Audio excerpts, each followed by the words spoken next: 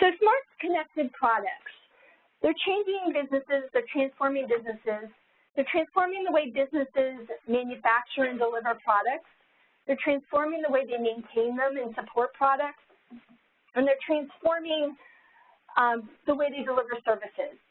And not only are they transforming businesses, but smart connected products are also transforming the end user lives of those who use consumer smart connected products. So, oh, that's me. Okay. So to kick us off, what is the the connected world? Okay, I think we all know we're living in a very connected world. You know that by just looking around you today, by walking down the street, you see connected products everywhere. But if you look at the numbers, they're really, truly staggering. Gartner has estimated that there are 8.4 billion connected things in use worldwide in 2017. That could more than double by 2020 to 20.4 billion, and that spending could be as much as $2 trillion in 2017. I've actually even seen numbers that are higher than that. The vast majority of connected and smart products will be in the area of consumer products and applications, but also if you look at smart connected products in the business context, you'll see that the growth will be concentrated in 3 areas. It'll be concentrated in discrete manufacturing, transportation and logistics, and utilities.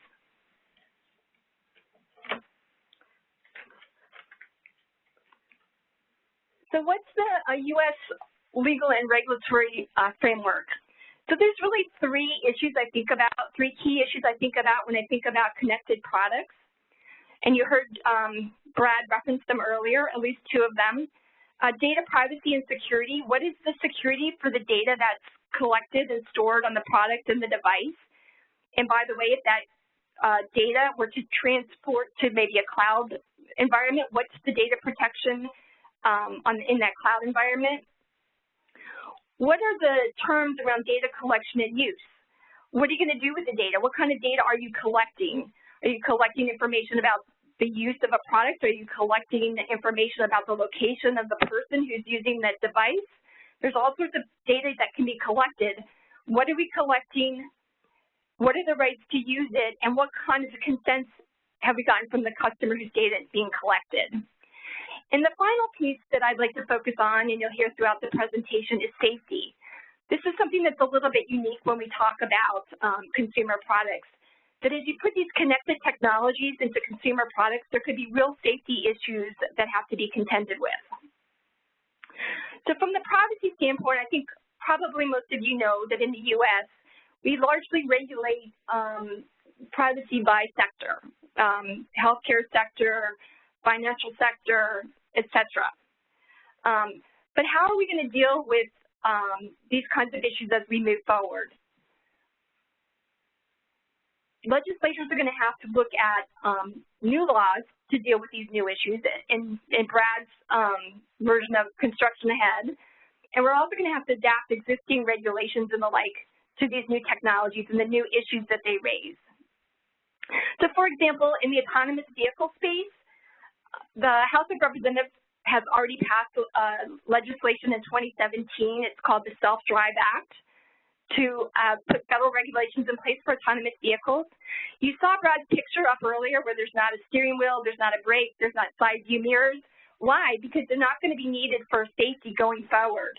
But in the meantime, we live in a world where the framework around about vehicle safety includes the Federal Motor Vehicle Safety Standards. So how are we going to get to today where certain safety features are required for a vehicle to the road down the future where the car doesn't need those technologies? We're going to need some legislation now to create the exemptions for manufacturers of those types of products to do the necessary testing to be able to bring autonomous vehicles to light. And so that's legislation that's being considered, among with other things, by the House. The Senate has proposed similar legislation, and we hope to have some movement on that in the near future. Regulators are also going to have to seek to adapt policies and guidance to new situations. For example, courts have come out in mixed ways around the use of the Stored Communications Act by U.S. law enforcement to try to see data stored by providers that are U.S. providers, but the data is actually stored offshore. And the question is whether the Stored Communication Act allows for that access. And courts are right now grappling with those types of issues. The FTC has used its Section 5 authority generally to charge device manufacturers with engaging in unfair and deceptive acts or practices. And I picked out two cases, and the reason that I did is I think they exemplify two different principles. The first is the ASUS case, where the FTC alleged that the company failed to use to secure their routers appropriately. They allowed for default login credentials. There were vulnerabilities that could allow hackers to get in and change settings or bypass the login screen. There were the marketing done by the company really focused on that it will secure your treasured data, which sort of compounded the issue that there are these vulnerabilities that, in fact, were not allowing your treasured data to be secured. And so what ultimately happened is they reached a settlement agreement whereby the company had to implement a comprehensive data security plan that was subject to independent audit for 20 years. So that's a great example of the FTC exercising its authority to make sure that consumer data is protected appropriately. There are also cases around the use of data. For example, the Vizio case, which was a few years back. But in that case, Vizio was collecting information about viewer data, what viewers were watching, and were supposedly, anonymizing and aggregating that data so that it wouldn't be identified with any particular individual.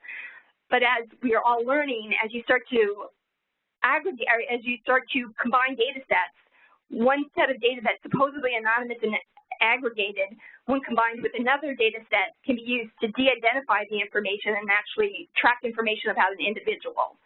So yet again, the FTC used its enforcement powers to require that there be more disclosure to the consumers about the collection techniques and to actually get consumer consent up front.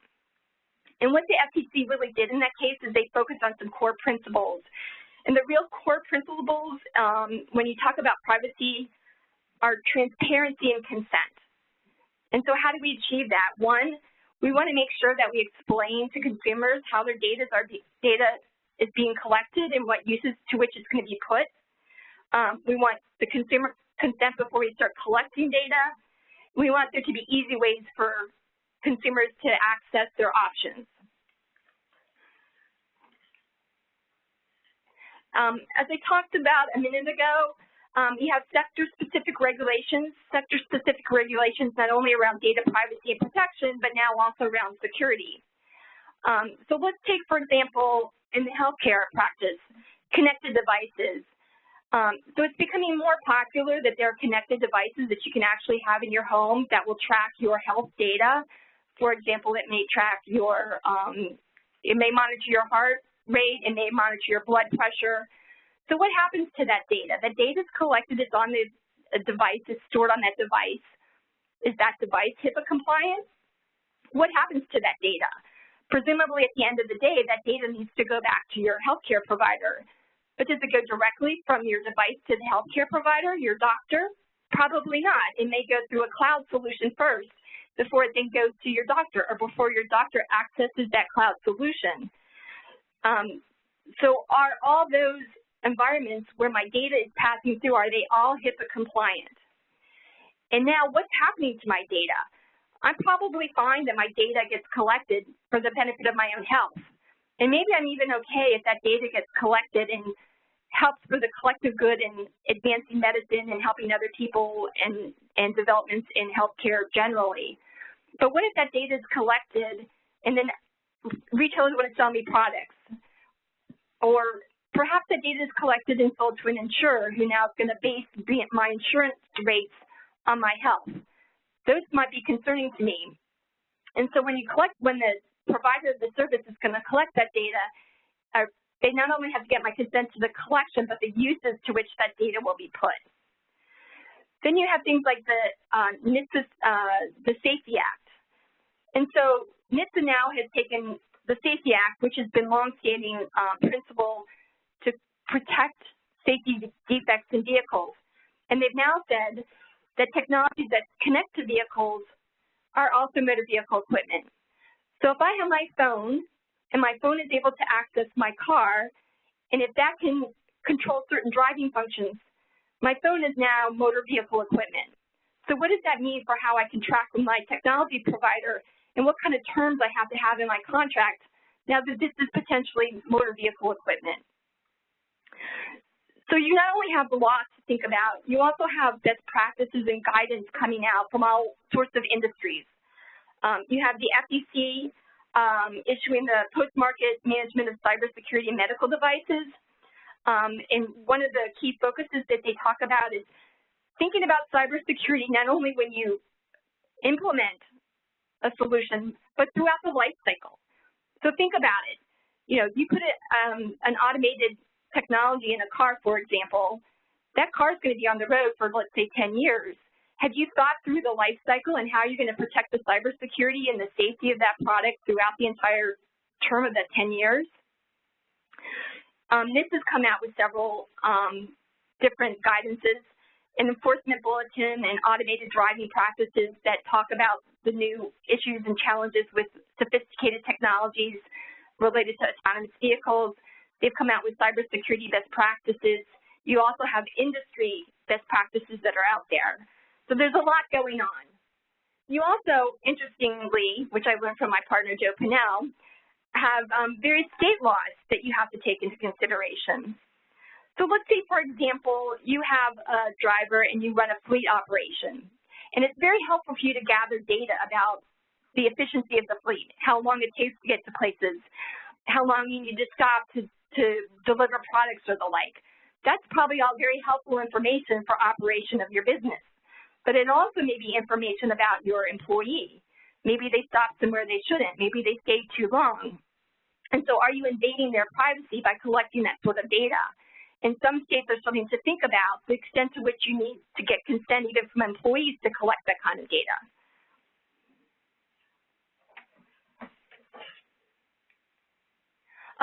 The EU GDPR, and I won't go into a lot of detail around this because we'll have more information later today, but I want to note how important it is when we're talking about connected products. And there's a couple of different points in particular I'd like to point out. First, the EU is going to define personal data much more broadly than it's currently defined, so you're going to have to think about more broadly the context in which you're going to have to get consent to collection of data. Businesses are required to follow privacy by design. And I'm going to talk about by design more later in the presentation. But the concept is really think about privacy from the moment you start designing your product or solution. It's not something that can be lumped on at the end of the design process. It has to be thought about from the very beginning. Businesses are also going to be required to complete data protection impact assessments to think about how their collection of data may profile individuals or the impacts of data breaches and the like. And then you have to think about other rights that data subjects may have, like the rights to be forgotten, and how are you going to build those into your connected products. There's also other country data protection laws to think about. For example, in China and Russia, you have data localization laws.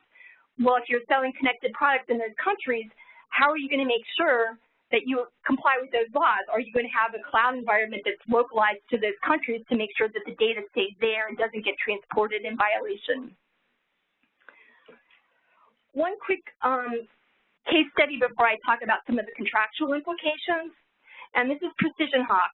So up to now, I've really focused largely on collection of consumer data and protecting personal data, but it's also important to think about the protection of your business data. So in the case of Precision Hawk, they were selling drones. Their business was to sell drones, and they were useful in the agricultural context. They were helpful in scoping products and managing water systems and the like. But if that product is sold to multiple different agricultural farmers, that data is very valuable. It can represent proprietary practices and the like. And so if that data, if my data running my farm gets into the hands of my neighbor's hands, that could be big concerns for my business. So I'm going to want to negotiate the rights and use around that data for my business purposes as well as for consumer protection. So let's talk about some of the contractual implications of all we've talked about. You know, there's a lot that we just discussed, lots of regulations, lots of best practices, lots of things to consider when you're talking about connected products. So how do we take these evolving risks and evolving regulations and incorporate them into our contractual relationships? So first, you know, start with our own housekeeping, right? So every company probably today has their own policies and procedures around data privacy and security. How are you going to evolve those to take into account some of these new risks and new regulations? How are you going to retool them?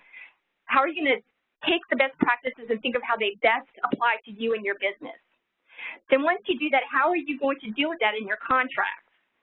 And so you heard Brad refer to this a little bit. When we think about the traditional outsourcing, it was very easy to think, well, I in my business have my standards and protocols. I'm going to require my supplier to adhere to those. And by the way, if I update them, my supplier is going to have to adhere to those updates too.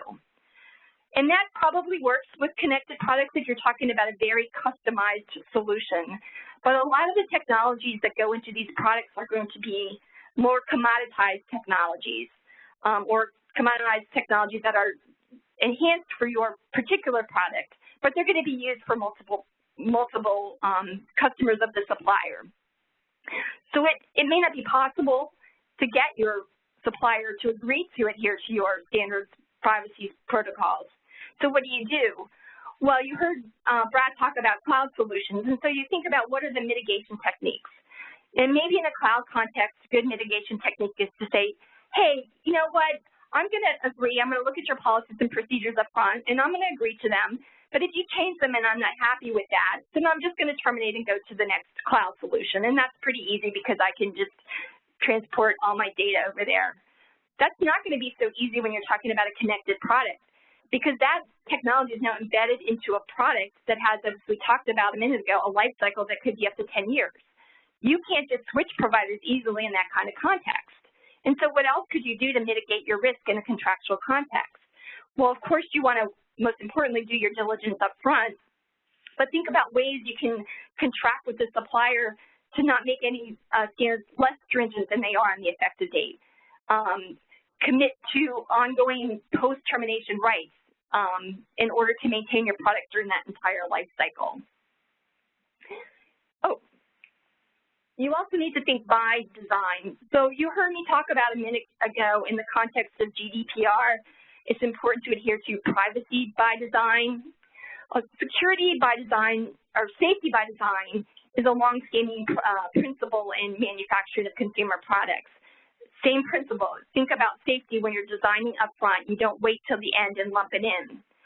Now I'm hearing more and more about cybersecurity by design.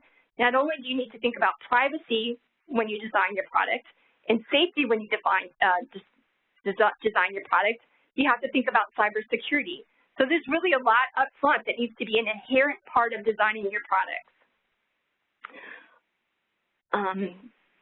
Then you have to think about a lot of the expertise around cybersecurity and privacy has developed in an IT enterprise context. So how am I going to apply that to a product? And so one of the techniques that you could use would be sort of an isolation technique. So let's say you have a provider that provides a particular technology for your product. And maybe they need to update or upgrade that technology, and so you allow them access to that technology to do that. Are you going to be able to limit their access to just that technology, or is that technology interconnected with something else? Maybe from a cyber perspective, it's best to have take a segregated approach to that. Maybe from an engineering standpoint, you can enhance the design and the functionality of the vehicle or other product if you allow for more open architecture. So you may have some tensions between what is the best interest in sort of the design of the product for functionality purpose and what's the best interest in protecting the safety and the security of the product.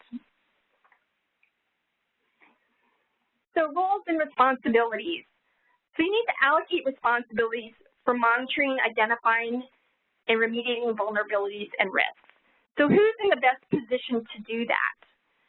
So probably if you're talking about technology that's built into a product, The technology provider may be very good at monitoring and identifying the vulnerabilities in its technology.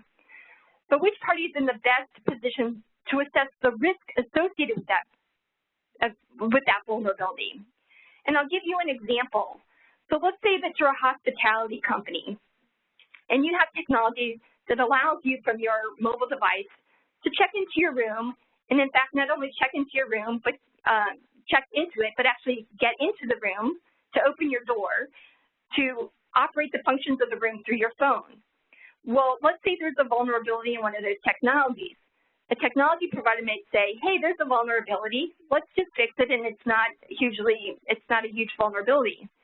But if I'm the operator of a hospitality business, and it gets out that there's potential vulnerability risks in a product that can allow an unwanted person to break into a hotel room, my guests are going to be very scared by that, and it's going to be very critical to my business.